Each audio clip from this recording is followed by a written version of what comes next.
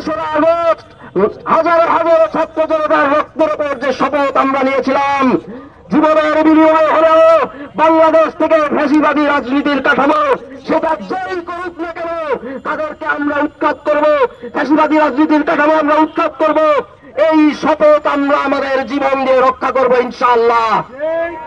এই শপথ ছাত্র জনতাকে জুলাই আগস্টে দেওয়া শপথ, এই শপথ বাংলাদেশের 2000-এর অধিক শহীদের শপথ, তাদের রক্তকে সাক্ষী রেখে আমরা জানাচ্ছি যে কেউ ছাত্রদল হোক, যে কেউ হোক, যারাই বাংলাদেশে স্ট্যাম্পের রাজনীতি করবে, রামদার রাজনীতি করবে, লাঠির রাজনীতি করবে, তাদেরকে বাংলাদেশ থেকে আমরা তাড়িয়ে দিয়ে ছাড়বো ইনশাআল্লাহ।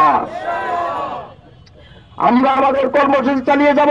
আমরা আশা করব জুলাই মাসে যারা আমাদের সাথে কাঁধে কাঁধ রেখে লড়াই করেছেন তাদের লড়াই যাতে করে কোনোভাবেই ব্যক্তি ও গোষ্ঠী স্বার্থে পর্যবেসিত না হয়।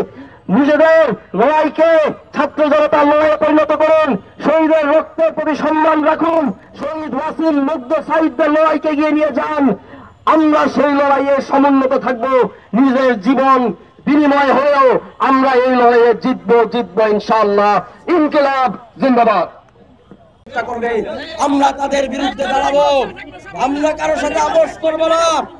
আপনারা জানেন 5ই আগস্টে ফ্যাসিবাদী সরকার পতনের পরে বিভিন্ন ভাবে তারা পুনর্বাসিত হওয়ার চেষ্টা করছে। আমরা দেখেছি বাজ বিচার ছাড়াই বিভিন্ন সংগঠনে তারা জায়গা করে নিচ্ছেন।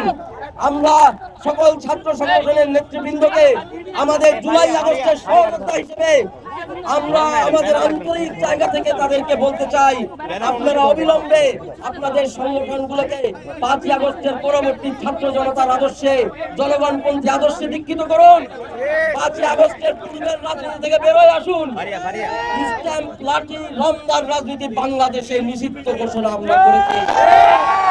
এই রাজনীতি আমরা আর ফেরত আসতে দিব না।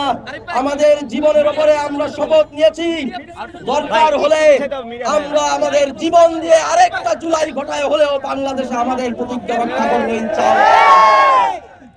আমাদের লড়াই চলবেই, আমাদের লড়াই আমাদের জিততে হবে। যত